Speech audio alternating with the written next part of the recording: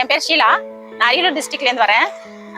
நான் வந்து ஃபர்ஸ்ட்டு ஒரு டிஸ்ட்ரிபியூட்டராக தான் இருந்துட்டு அது வந்து நான் நிறைய பேருக்கு கொடுத்து நான் யூஸ் பண்ணிட்டு எனக்கு கனெக்ட் ஆன உணவு ரீதியாக வந்து நிறைய மாற்றங்கள் கொண்டு வந்தது.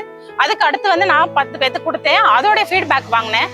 அதை வாங்கும்போது தான் எனக்கு வந்து ஒரு நாப்கினே வந்து இவ்வளோ மாற்றங்கள் கொடுக்குது அப்படின்னா அப்ப ஏதோ ஒரு சம்திங் இருக்கு. அப்ப வந்து நம்ம நிறைய பேருக்கு சொல்லணும் அப்படின்னு சொல்லலாம். எனக்கு நிறைய பிரச்சனைகள், ஏன்னா நிறைய பேர் வந்து இந்த மாதிரி பிரச்சனையில இருக்கிறாங்க. அவங்களுக்கு நம்ம வந்து ஹெல்ப் பண்ணா என்ன அப்படின்னா ஃபர்ஸ்ட் எனக்கு தாட் என்ன அறியாமலே உணர்ந்தது இதுதான்.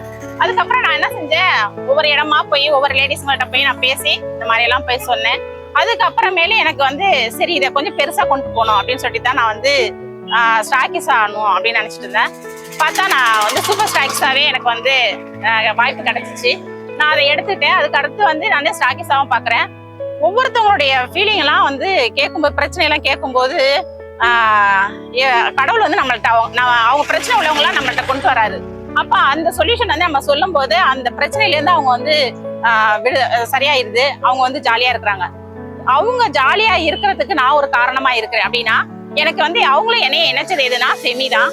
அதனால எனக்கு எப்படி சொல்றதுன்னா, கடவுள் எனக்கு வாய்ப்பை கொடுத்துருக்காரு. இந்த வாய்ப்பை வந்து நான் எப்படியாவது பயன்படுத்தணும். எனக்கு அந்த தாட் தான் போயிட்டு இருக்கு. நான் வெளியில போயிட்டேன்னு வச்சுங்களேன், அப்படியே எப்படி பறவை பறந்து எப்படி வந்து இறைய தேட போகுமோ அதே மாதிரி எனக்கு யாரு சொல்யூஷன், அதாவது பிரச்சனையில இருக்கிறவங்க எனக்கு கிடைச்சா போதும் அப்படின்னு சொல்லிட்டு தான் நான் தேடுவேன். யாராவது அந்த மாதிரி பிரச்சனையில இருக்கிறவங்களுக்கு எப்படியாவது ஒரு சொல்யூஷன் பண்ணிட மாட்டோமா, யாருக்காவது ஒரு தீர்வு சொல்லிட மாட்டோமா. நான் கஷ்டப்பட்டேன் பத்திலா, என்னுடைய ஃபீலிங் தான். எனக்கு வந்து நான் இருக்கும்போது எனக்கு யாரோ ஒருத்தவங்க என்ன சொன்னாங்கல்ல, அதே மாதிரி யாராவது மத்தவங்களுக்கு ஏதாவது ஒரு சொல்யூஷன் நம்ம கொடுத்துட மாட்டோமா அப்படின்னு ஒரு தாக்கம் தான் எனக்கு வந்து இவ்வளவுக்கு ஓட வச்சது.